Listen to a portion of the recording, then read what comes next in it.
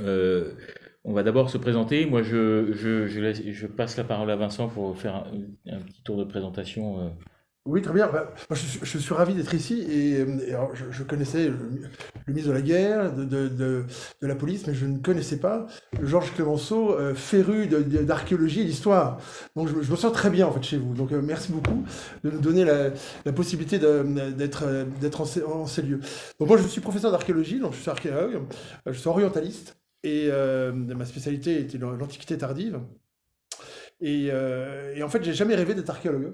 J'ai toujours rêvé d'être commissaire-priseur. Bon, j'ai commencé par ce qui m'intéressait le moins, c'est-à-dire donc j'ai commencé par faire mon droit, comme on dit. Puis après, j'ai fait l'école du Louvre et puis la fac. Et donc, ce qui m'intéressait très longtemps, c'était la seconde vie de l'objet, celle qui va de main en main, de collectionneur en collectionneur, et jusqu'au jour où, en Orient, à l'occasion d'un VSN, en fait, j'ai découvert et l'Orient et l'archéologie. Et l'archéologie, en fait, m'a tout de suite plu comme une révélation, c'est-à-dire dans le sens où, dans quelle mesure l'objet, dans son contexte, me permet de raconter une histoire.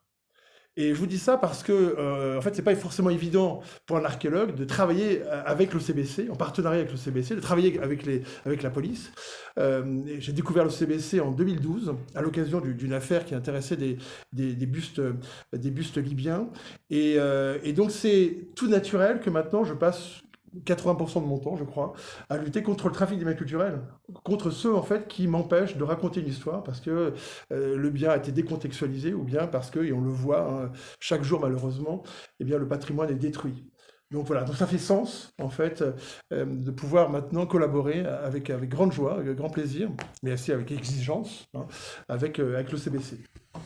Pour ma part, moi, je suis le colonel Percy Hussert. Alors, moi aussi, je suis très bien ici parce que Clémenceau était ministre de la guerre. Et je suis le militaire de l'Assemblée, puisque je suis un colonel de gendarmerie. Je vous expliquerai juste après la particularité. Et ce qui m'intéresse, c'est de vous montrer la particularité de cet office qui est à la fois attaché au traitement, à la protection du patrimoine, au traitement d'un certain nombre d'objets, à la préservation d'un certain nombre d'objets qui sont visés par les trafics, mais aussi à la capacité de faire rayonner l'action judiciaire, l'action des forces de sécurité et de révéler tous les réseaux de criminalité organisée, parce que mon sujet à moi, en tant que chef de l'OCBC, c'est de révéler la réalité des trafics de criminalité organisée qui s'organisent autour des objets d'art. On y reviendra juste après. L'OCBC, comme vous l'avez en main, Monsieur le Président, c'est un office qui fête ses 50 ans, qui a été créé en 1975 suite à une note, on en parlait en introduction, du ministre de l'Intérieur en 1973. Les choses étaient beaucoup plus laconiques et efficaces. Le ministre de l'Intérieur en 1973 avait écrit: mettez en œuvre votre office sur les objets d'art. Point. 2 ans après, l'OCBC a été créé. Un office qui s'appelait l'OCRVOA, Office central de répression des vols d'œuvres et d'objets d'art, qui en 1994 a pris la fonction ou qui a englobé la notion de trafic dans leur globalité. Et puis à la faveur de l'intégration de la, de la, de la gendarmerie au sein du ministère de l'Intérieur, eh bien, cet office, le commandement de cet office a été confié à un colonel de gendarmerie pour marquer pour fêter l'arrivée de la gendarmerie au sein du ministère de l'Intérieur. Donc, un dispositif assez particulier avec un tiers de policiers, un tiers de gendarmes et un tiers de personnel civil qui sont des analystes juridiques, qui sont des experts, qui sont des archéologues intégrés au service, et puis avec des besoins de partenariat qui sont très importants, comme celui qu'on va essayer de vous montrer aujourd'hui, avec une vraie complémentarité de nos actions respectives. Dans ce qu'on va évoquer ce soir, on va essayer de vous montrer la réalité des trafics et puis de ce qu'est le trafic de biens culturels au travers des infractions avec quelques exemples. Et puis les enjeux qu'il peut y avoir autour et surtout la stratégie qu'on a mis en place et les perspectives de résolution et de traitement de ces trafics. Parce que je suis un chef d'office central de police judiciaire heureux, parce que j'ai l'espoir encore de sécuriser un marché des œuvres d'art et j'ai l'espoir aussi de faire en sorte que on ait un ensemble de la profession et des partenariats qui permettent de révéler et qui permettent d'empêcher les objets illicites de circuler. Donc c'est pour ça qu'on a besoin qu'on ait un office qui est très ouvert vers l'extérieur et qu'on a besoin de réels partenariats. D'abord, qu'est-ce qu'un bien culturel? Vous allez voir que si on pose la question de ce qu'est un bien culturel, l'acceptation est assez large.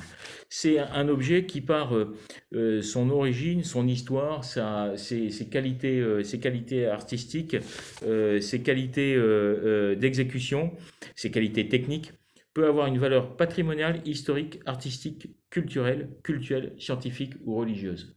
Donc, en fait, c'est assez vaste. C'est assez vaste. Et dès lors, le champ des objets qui sont traités par l'OCBC, il est large. On va des pièces archéologiques jusqu'aux objets d'art contemporain et tous les objets qui peuvent aussi être le fruit d'une spéculation parce qu'ils sont révélateurs d'un mode de vie ou d'un mode de vie à une époque. C'est vrai que c'est intéressant parce que cette notion de bien culturel, à chaque fois dans toutes les conventions, c'est défini selon les États. Chaque État définit ce que c'est qu'un bien culturel. Nous, en France, c'est vrai qu'il y a deux critères, le critère d'ancienneté et le critère de valeur. En Afrique, effectivement, ce sont des critères qui ne seraient pas applicables. Et dans d'autres régions du monde, eh bien, ça serait aussi d'autres critères. Ce qui est intéressant, c'est que là, on est tous là parce qu'il y a aussi une actualité. Et c'est vrai que de lutter contre le trafic, de lutter contre toutes ces atteintes au patrimoine, en fait, on voit bien justement que c'est pas récent. Hein. De tout temps, on a détruit, de tout temps, on a déplacé, de tout temps, on a pillé. Et c'est vrai que, vous mentionnez le ministre de la Guerre, mais c'est vrai que le droit attaché à la protection du patrimoine est lié et avant tout, en fait, au droit de la guerre. Hein. Est-ce qu'on peut piller ou pas? Hein. Bon. Et ce qui est intéressant, c'est que cette prise de conscience, en fait, de la lutte contre le trafic est assez récente. Je pense que vous vous souvenez peut-être des Bouddhas de Bamiyan, hein, en mars 2001, cette pulvérisation en fait, de ces deux Bouddhas qui avaient provoqué beaucoup d'émotions. Mais voilà, c'est l'Afghanistan, effectivement, c'est un peu loin, c'est les talibans. Et il a fallu les printemps arabes qui se rapprochent, et c'est parti effectivement de février de 2011, donc 10 ans après. Et là, on assiste vraiment à des exactions beaucoup plus durables, beaucoup plus médiatisées.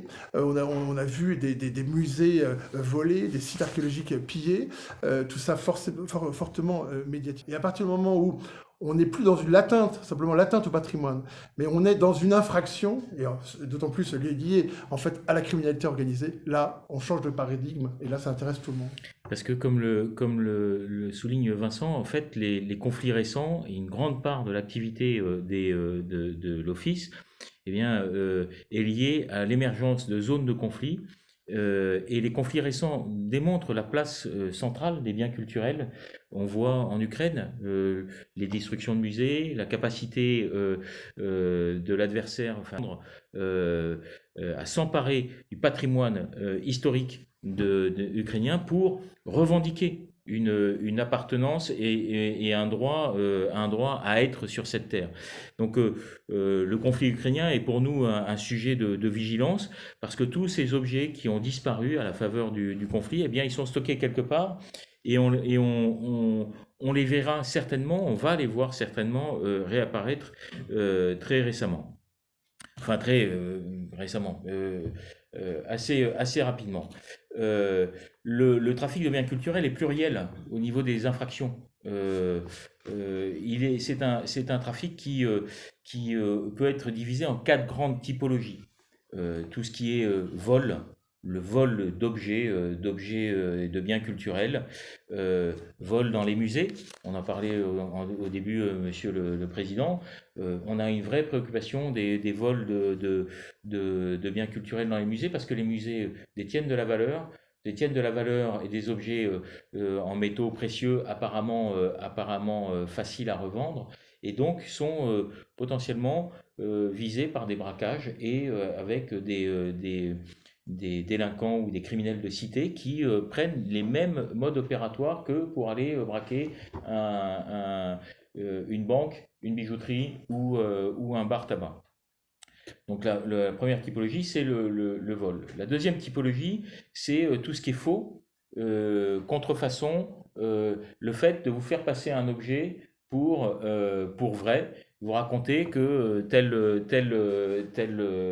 pièce qui n'est qu'une photocopie ou telle lithographie qui n'est qu'une photocopie bien encadrée, vendue dans une belle galerie, est bien un original et vous le faire acheter à plusieurs dizaines de milliers d'euros.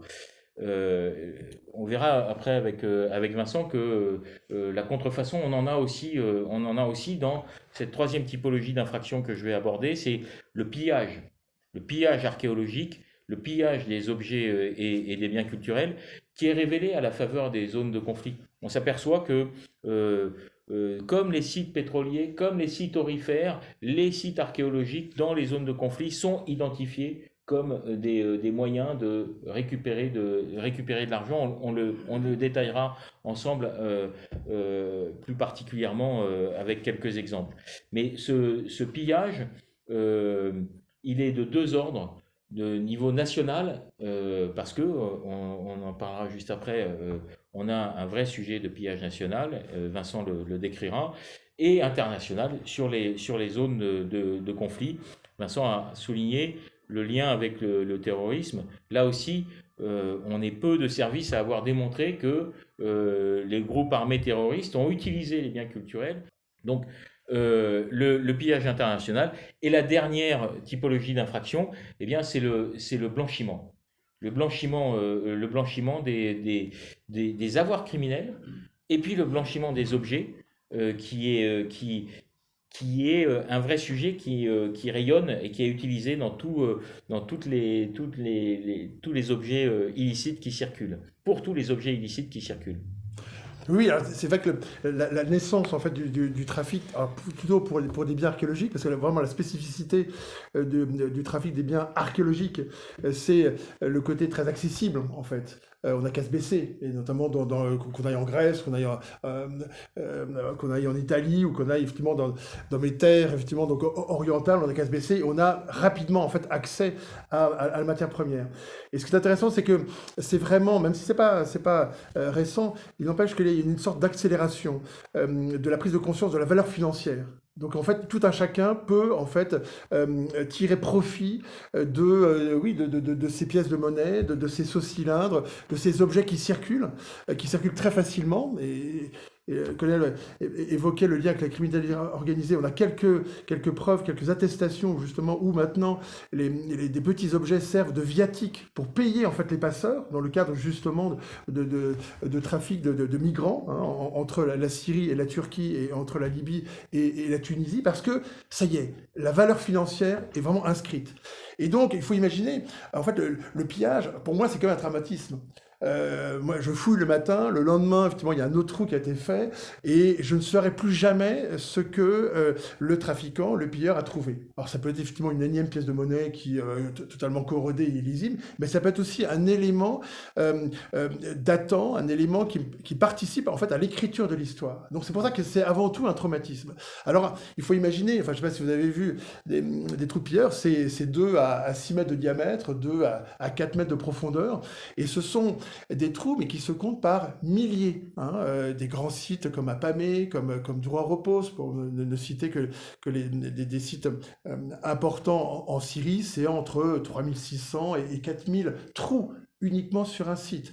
Vous allez au Pérou, là on est dans plusieurs dizaines de milliers. Donc c'est en fait ces dizaines de milliers fois le diamètre, la profondeur. Vous imaginez en fait la masse énorme de terre tamisée à la recherche d'un objet. Et l'autre traumatisme, c'est que cet objet, il est où maintenant? Est-ce qu'il est stocké sur une cheminée? Est-ce qu'il est en attente d'être vendu? Ou est-ce qu'il est déjà vendu? Est-ce qu'il est déjà dans un musée? Et ce qui retient, et plus aussi maintenant notre attention, c'est comment, eh bien, et le colonel faisait allusion, comment l'objet peut circuler, peut être vendu,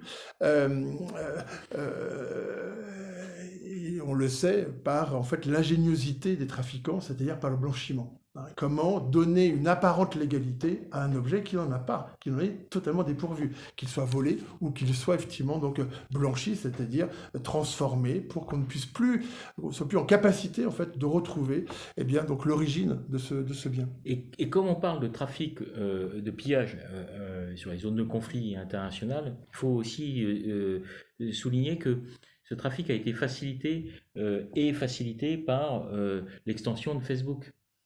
Et ça donne trois strates de trafiquants, trois niveaux de trafiquants.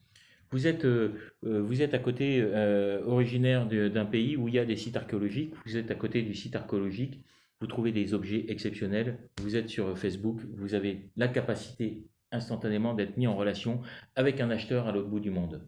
Et puis, on voit, il y a des pays en Afghanistan où la population a besoin de cette ressource pour survivre et pour avoir des subsides, la situation étant tellement critique.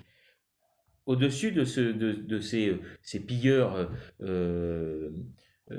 pilleurs locaux, eh bien, vous avez à un moment donné des organisations criminelles qui vont s'installer et qui vont structurer le trafic, qui vont structurer le pillage en disant vous creusez, nous on s'occupe de trouver des acheteurs, on s'occupe de trouver des flux, d'organiser les flux logistiques. Et puis ce pays où le trafic commence à émerger parce qu'il y a de la vraie richesse, eh bien à un moment donné, dès lors qu'un conflit apparaît, eh bien, il y a collusion, ce qu'on appelle le nexus entre la criminalité organisée et le terrorisme, collusion entre les groupes criminels organisés et les groupes armés terroristes, parce que ils savent, pour préserver leurs intérêts financiers, ils savent s'allier, et on l'a vu notamment récemment, enfin sur les derniers conflits Irak, notamment en Irak, avec la destruction du musée à Mossoul, à ne pas, sans vraiment se tromper, euh, les, les, euh, les terroristes savaient très bien ce qu'ils cassaient. Un bon nombre d'objets qui ont été cassés étaient des copies. Et on a retrouvé certains de ces objets vendus après une opération de blanchiment assez complexe, vendus dans des pays de marché. On peut peut-être décrire Oui, le réseau ce qui est intéressant, c'est qu'on peut se dire, bon, c'est loin, c'est les pauvres, bon, mais il y a aussi en France. Et en France, c'est vrai que le principal fléau en termes d'atteinte au patrimoine, c'est quand même les détectoristes. Donc ceux qui pratiquent cette fameuse détection de passion ou de loisir. Hein. Comme si moi je disais, moi j'adore, c'est brûler les feux rouges. Voilà. Parce qu'en fait, c'est quand même une atteinte au patrimoine. C'est que vous voyez, on écrit l'histoire à partir d'objets en contexte. Le détectoriste, lui, il fait fi effectivement du contexte, puisqu'en fait, il va creuser, il va sortir l'objet de la strate d'enfouissement. Et donc, l'objet, en fait, est réduit à sa valeur financière. Et pour vous donner un ordre d'idée, on évalue à peu près à 120 000 détectoristes en France, et ce qui correspond à peu près à 520 000 objets qui sont pillés chaque année en France. Alors vous imaginez 520 000 objets pillés chaque année en France, fois, alors je crois qu'il y a 194 pays recensés à l'UNESCO, vous imaginez l'énormité, même si je ne suis pas sûr que Linux on pille autant qu'en France ou en Italie.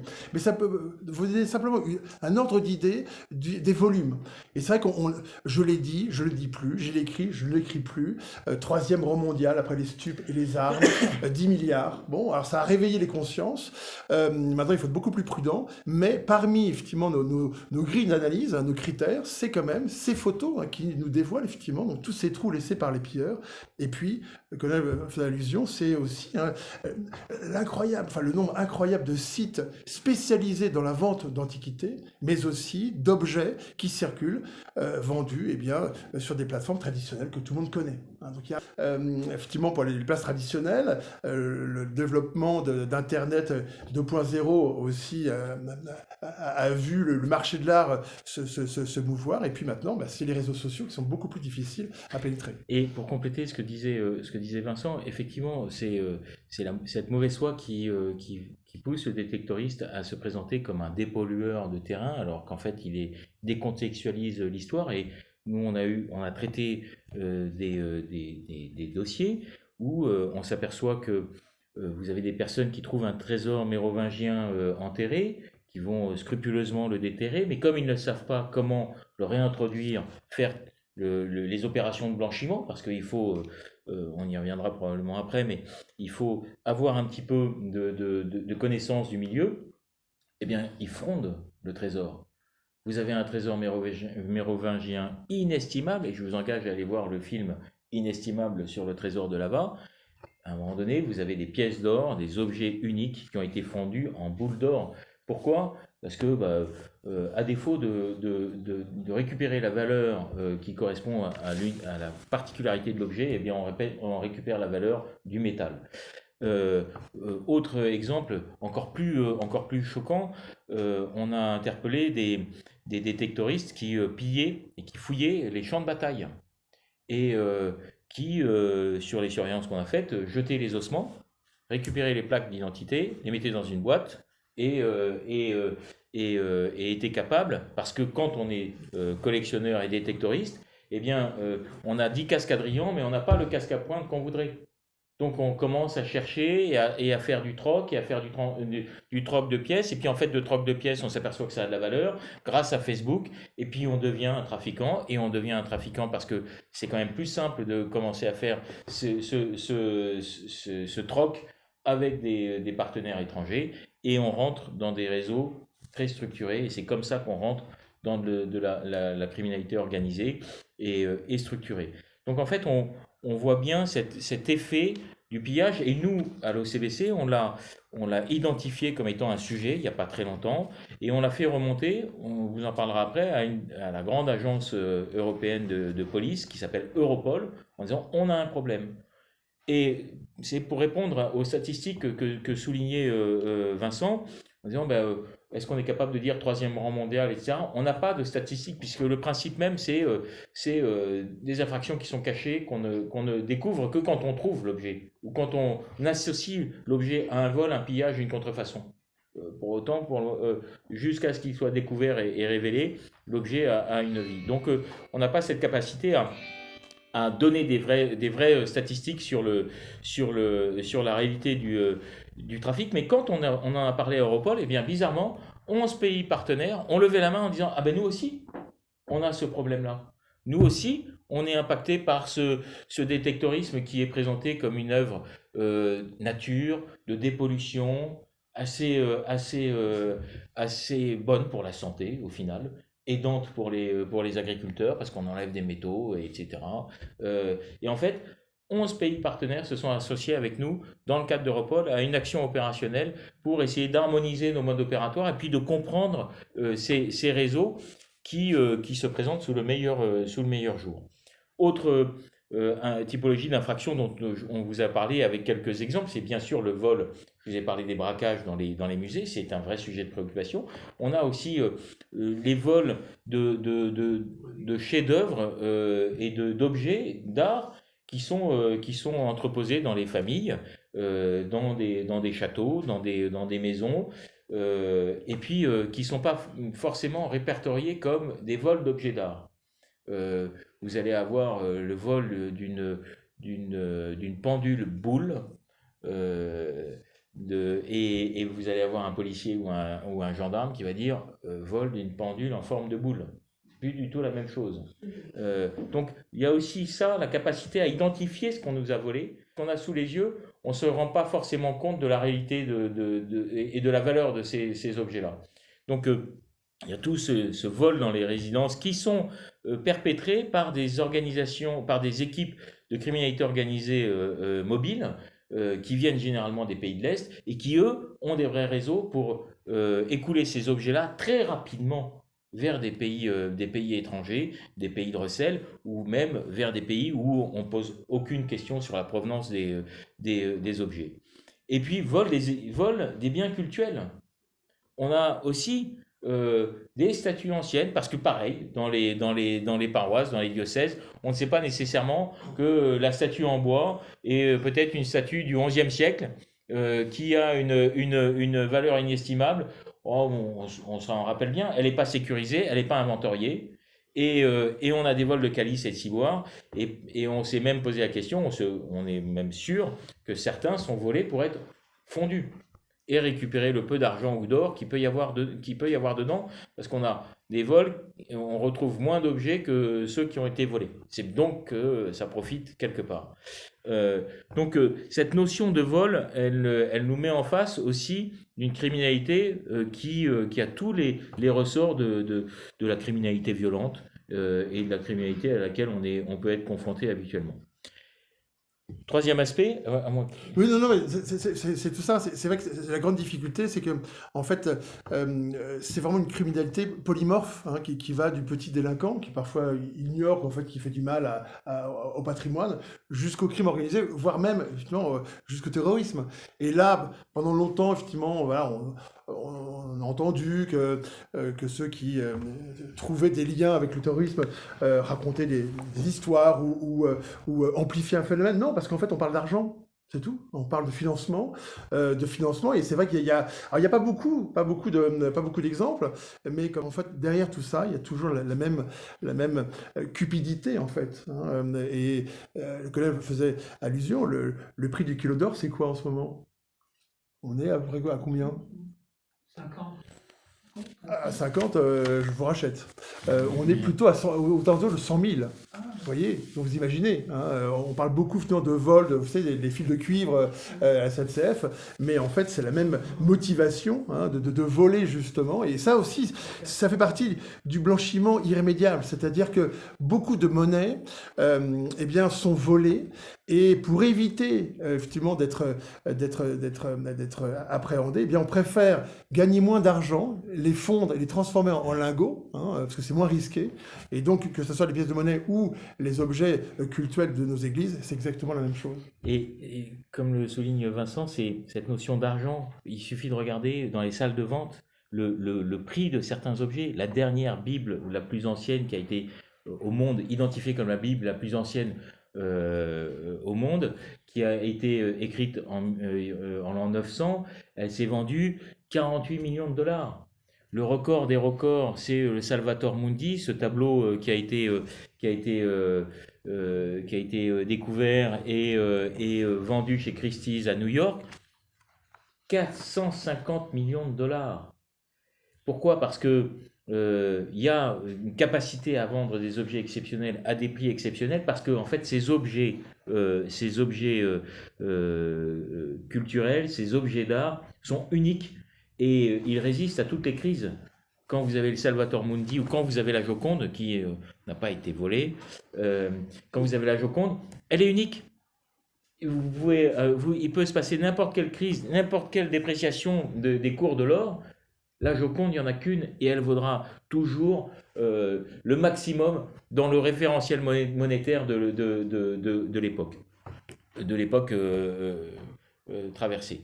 Donc effectivement, c'est de l'argent et c'est pour ça qu'on voit dans le faux. Alors on a des gens qui sont issus de la criminalité organisée et qui vont monter des galeries éphémères d'art contemporain, parce que aussi c'est un bon vecteur pour sortir des objets récents en racontant une histoire, en donnant un faux certificat d'authenticité, avec une petite particularité, c'est que dans le certificat, il n'y a jamais écrit authenticité, c'est un certificat. Et quand vous demandez à la victime où est-ce qu'il y a écrit authenticité, elle vous dit « Ah ben oui, c'est vrai ». Parce qu'en fait, la victime rentre dans une galerie qui est à Saint-Tropez, qui est à Deauville, qui est au Touquet, dans un grand hôtel. Elle est mise en condition pour être en confiance. Et puis, elle a la certitude d'être auprès de gens compétents qui lui vendent un objet unique. Et on a vu des galeries qui se montaient comme ça. On en a démantelé un certain nombre de réseaux, parce que c'est bien l'objectif de l'OCBC que de démanteler ces réseaux. Et en fait, l'argent qui était généré, qu'on a découvert sur les comptes, était colossal, plusieurs centaines de milliers d'euros pour ce qui était visible. Et avec des victimes qui avaient eu l'impression d'avoir acheté un objet formidable. Donc effectivement, on a cette notion de faux qui existe, qui permet de gagner de l'argent et qui existe même dans l'art africain.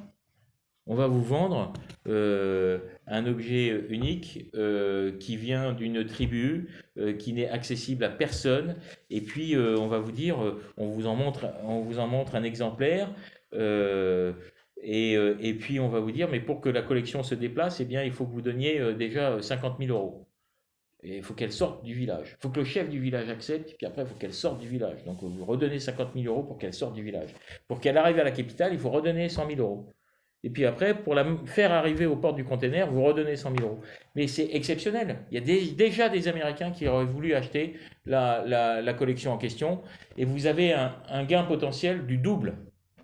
Et en fait, on a des gens qui ont accepté, avec en main des objets qui étaient des faux, accepté de donner, sans avoir le premier commencement d'une collection authentique, de donner des centaines de milliers d'euros. Et donc en fait, on a comme fil directeur de toutes ces infractions, effectivement, on le soulignait, cette notion de blanchiment qui consiste à donner l'apparence de la légalité à l'objet. Oui, c'est ça qui est intéressant, c'est que le marché, enfin, les mondes de l'art, que ce soit les musées ou le marché de l'art, se découvrent aussi vulnérables. Vulnérables, et c'est pour ça que vous ne me verrez jamais vous ni entendre une quelconque critique, dans le sens où il ne s'agit pas, bien évidemment, de fermer ou d'empêcher le monde de l'art, parce que c'est toujours magnifique de pouvoir voir un objet qui va de main en main, comme je l'évoquais, mais simplement de dire, vous êtes vulnérable. Vous êtes vulnérable par des gens qui sont très malins et qui vont jouer justement, et on le voit à travers, puisqu'on s'intéresse beaucoup justement au blanchiment, comment l'objet va acquérir une apparente légalité. Et là, l'idée, c'est de brouiller les pistes. L'idée, c'est de maquiller l'objet, ou bien de maquiller, de falsifier les documents qui accompagnent l'objet. Et là, on s'aperçoit que le trafiquant, eh bien, est l'intermédiaire, l'expert, le restaurateur, eh bien, est très, très inventif. Et pendant longtemps, il partait du principe que vous n'allez pas vérifier. Et ça, c'est vraiment quelque chose d'assez effarant. Vous achetez un objet, vous regardez effectivement à provenance un tel 1920, un tel 1940, on se dit ça y est, il dit tout, on achète. Et si vous avez la curiosité de vérifier, eh bien, il n'y a rien. Eh bien, voilà. Alors, l'idée, bien évidemment, alors je ne sais pas, il faut se méfier des statistiques, mais on ne peut pas dire si c'est 80% du marché qui est légal, et puis 20%, est-ce que c'est 5%, 3%, peut-être que tu as des chiffres. Mais là, nous, on lutte contre le trafic illicite. Hein. L'idée, c'est pas de fermer, bien évidemment, les antiquaires ou les galeries ou les salles des ventes. Au contraire, hein, l'idée, c'est que en France, on peut être sûr aussi, justement, de la légalité des objets qui arrivent et qui sont vendus. Donc c'est aussi un gage. Et c'est de nos rôles, hein, en tout cas d'archéologue, qui connaît effectivement les objets, de dire voilà, attention, parce que cet objet appartient à une typologie d'objets vulnérables. Hein, et il appartient à une typologie d'objets aussi qui est facile à blanchir. Voilà. Et en fait, par rapport à ces actions, on a un vrai, pour le trafiquant, un vrai besoin de s'appuyer, parce que c'est pas illégal, c'est pas illicite de vendre des objets d'art, mais vendre des objets de provenance frauduleuse, c'est illicite. Et donc, pour réussir à blanchir et à intégrer ces objets dans le marché de l'art, il faut s'appuyer sur des aidants, il faut s'appuyer sur des gens qui sont moins regardants, qui vont accepter de mettre leur crédit, qui vont vous dire, moi j'atteste, sans que vous ayez à poser de questions, j'atteste que cet objet est bon. Vous pouvez regarder certains procès qui ont eu lieu et qui ont été jugés récemment, où on a dit à des grands conservateurs, ces chaises sont bonnes, c'est moi qui vous le dis. Bon, voilà, elles étaient fabriquées pas très longtemps auparavant. Donc, on s'aperçoit qu'il y a un vrai besoin d'avoir une profession qui se structure et qui s'entoure de garanties autres que c'est la collection, on le connaît bien, on le savait bien. Tout le monde le sait. Comment ça? Vous ne pouvez pas mettre en doute ma parole. Je suis un expert, on ne sait pas d'où, mais je suis un expert connu. Et donc, obligé à adopter des procédures de transparence, de justification, eh bien, c'est ce que nous, on essaye de faire comprendre au marché, aux marchands et aux acteurs du marché, pour on apporte des garanties. Et l'acheteur va lui aussi devoir demander des garanties.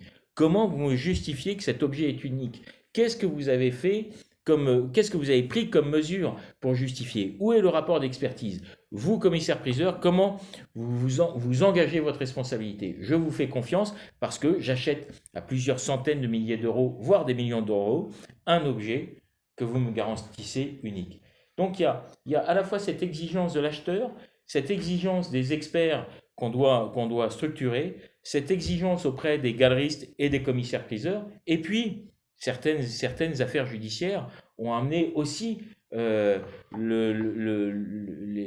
acteurs de l'État, les conservateurs, les représentants du ministère de la Culture à se poser des questions et à se dire on se fait instrumentaliser par des trafiquants qui nous disent vous ne pouvez pas mettre ma parole en doute, on a acheté des faux, comment nous, on s'entoure de garanties pour mettre en place des cellules de provenance. Oui, alors, Vas-y. tu as justement prononcé le plus important, c'est recherche de provenance. Maintenant, finalement, tout le monde est en émoi autour de cette notion. Et c'est une notion qui est bizarrement récente, en fait. Vous voyez, là, le ministère de la Culture a lancé une mission de préfiguration sur les provenances autour des biens spoliés, autour des biens coloniaux, des restes humains et des trafics illicites. Et cette mission provenance, elle date voilà, de ces mois.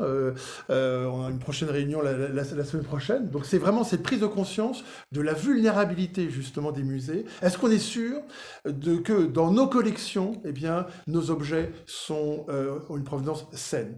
Et c'est ce travail qui est en train d'être fait maintenant. Vous voyez, donc on ne parle pas d'il y a 10 ans, il y a 15 ans. Donc c'est vraiment une sorte de prise de conscience. Hein, et là, on ne peut plus faire machine arrière. Et je pense qu'il y a une vraie volonté.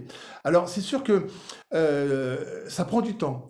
Ça nécessite des moyens humains, des moyens financiers, de vérifier. Et puis parfois, on ne peut pas. Donc il faut aussi accepter de se dire, on ne peut pas aller au-delà de ce simple photo ou bien au-delà de ce simple document.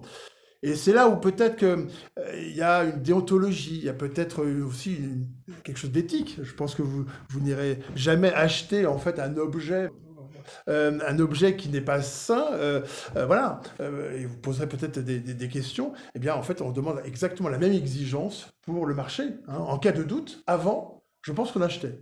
Là maintenant, en cas de doute, on n'achète pas. Parce qu'en fait, il faut bien comprendre qu'un bien culturel, dès lors qu'il est passé entre les mains d'un acheteur de bonne foi, mais d'un détenteur, eh bien, le détenteur est marqué par cet objet. Il se rappelle de qui lui a donné l'objet et il se rappelle à qui il l'a transmis. L'objet qui est d'origine illicite marque son détenteur. Et cet objet-là, eh bien, c'est ce qui crée toute la sensibilité du trafic de biens culturels. Une personnalité ou un grand acteur, bon, il n'empêche que, de fait, l'enquêteur se posera la question de sa place dans le trafic. Il n'empêche qu'il va falloir que nous, dans notre enquête, on discrimine. Quel est son rôle? Est-ce qu'il l'a acheté en toute bonne foi ou pas? On n'a pas d'a priori, mais c'est quand même assez préoccupant, c'est assez entachant. Donc c'est pour ça d'ailleurs qu'on a des détenteurs de bonne foi qui disent « moi je ne veux pas d'un bien volé, je ne veux pas d'un bien pillé ou je ne veux pas d'un objet spolié » et qui les restituent d'emblée sous réserve d'avoir réussi à contractualiser aussi avec le marchand qui, lui, n'a pas fait ses diligences. Donc on a vraiment un marché et une activité eh bien, qui a un impact considérable. Un bien pillé dans un pays, j'ai un exemple en tête d'un objet d'art africain qui est retrouvé dans une salle des ventes après un vide-grenier. Eh bien, l'État africain, dans les 3 jours qui ont suivi la mise en vente de cet objet, a contacté le procureur de la République locale pour dire oh, il nous a été volé. Et le procureur de la République a contacté le chef de l'OCBC pour dire est-ce que l'infraction est caractérisée. Parce que de toute façon, en fait, quand on a volé du patrimoine à un pays tiers, eh bien, on engage les relations diplomatiques de la France. Donc en fait, vous voyez bien qu'on n'est pas dans un trafic qui est simple, c'est parfois pas violent, c'est parfois violent, c'est souvent pas violent, c'est parfois violent, En tout état de cause, ça ne se limite pas à la seule détention de l'objet et ça a des implications qui sont considérables. La finalité, c'est pour ça que Vincent le soulignait, la finalité du travail de l'OCBC, c'est de révéler les failles et les faiblesses des dispositifs. C'est de montrer qu'à un moment donné, eh bien, on n'a pas fait toutes les garanties de surveillance et de représentation, etc. Et donc, c'est pour ça que on est en situation de travailler sur l'ensemble des réseaux, de travailler avec les partenaires étatiques pour prendre des mesures réglementaires, législatives, d'organisation de groupes de travail pour dire, eh bien, il faut revoir la déontologie. C'est ce qu'a fait magnifiquement le ministère de la Culture à la suite d'un certain nombre d'affaires. Et donc, cette notion partenariale, c'est celle qui guide l'action de l'OCBC pour une seule raison, empêcher que la criminalité organisée prenne pied dans ce trafic, empêcher que les acteurs majeurs soient sous domination d'organisations criminelles et que ça devienne un marché de blanchiment d'avoirs criminels, de blanchiment d'argent issu du crime et puis de potentielle corruption parce que, effectivement, quand vous vendez des biens culturels, vous avez un lien particulier avec l'acheteur. Alors c'est vrai que l'idée c'est d'éviter d'être complice, je pense. Donc, et là, en fait, on a quand même des outils. Donc on lutte contre l'ignorance d'abord, donc on essaie de sensibiliser, et on a eu effectivement avec le CBC, avec les douanes, avec Interpol, avec l'Organisation mondiale des douanes, avec le ministère de la Culture, on avait organisé effectivement une exposition, la première exposition au musée du Louvre, sur la lutte contre le trafic des biens culturels, pendant 9 mois. On a montré effectivement des œuvres magnifiques, d'ailleurs c'est les 4 bustes qui ont donné effectivement naissance à la collaboration que j'ai avec le CBC, mais c'est toujours une affaire en cours, et l'idée c'était de dire, vous voyez, c'est magnifique, ces statues sont très belles, sont uniques, on avait fait le choix avec le procureur de les mettre sous cloche et de les exposer avec les scellés. Et l'idée, c'était, vous voyez, derrière une antiquité peut se cacher une infraction. Ne soyez pas complices, vous voyez.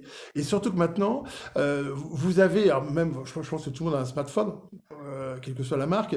En fait, on peut tous télécharger l'application IdeArt. Bon, c'est l'application effectivement d'Interpol, hein, et c'est assez simple puisque vous la téléchargez, vous avez l'option rechercher et vous prenez en photo l'objet et automatiquement, eh bien, on va voir est-ce que l'objet est recherché, figure sur la base d'Interpol. Sur la base d'Interpol, il y a, alors je n'ai pas vérifié encore ce matin, attention, il y a 54 588 objets déclarés volés sur la base d'Interpol. Vous vous souvenez le nombre d'objets pillés uniquement en France? 520 000. Oui, où est le problème? Objet volé, objet pillé. Et là, vous ne serez pas démunis parce que c'est l'ICOM, donc le Conseil international des musées, qui a eu cette idée, effectivement, à partir des années 2000, eh bien, de publier des listes de typologies d'objets. Alors, vous voyez, c'est vraiment fait pour la police, pour les douanes, pour la police des frontières, et aussi pour les marchands. C'est que si jamais vous voyez un objet qui passe entre vos mains ou qui est sur Internet, qui ressemble à l'une de ces images, sachez que dans son pays, eh bien, cet objet fait l'objet de pillage. Donc, méfiance. Ça ne veut absolument pas dire qu'il est nécessairement volé ou pillé, mais il a des chances de.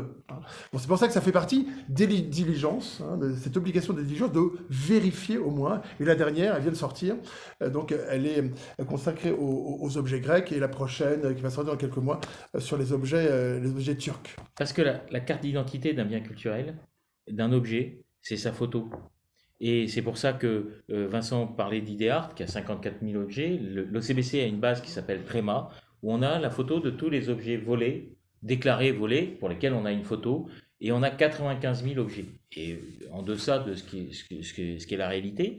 Et on s'est doté en parallèle d'un outil d'intelligence artificielle qui nous permet d'aller surveiller un certain nombre de sites, de faire des reconnaissances d'objets, soit par similitude, parce qu'effectivement, quand on a des objets comme ça, eh bien notre outil d'intelligence artificielle peut aller faire des recherches par similitude et nous dire attention, sur tel et tel site, vous avez des objets qui pourraient avoir une provenance illicite.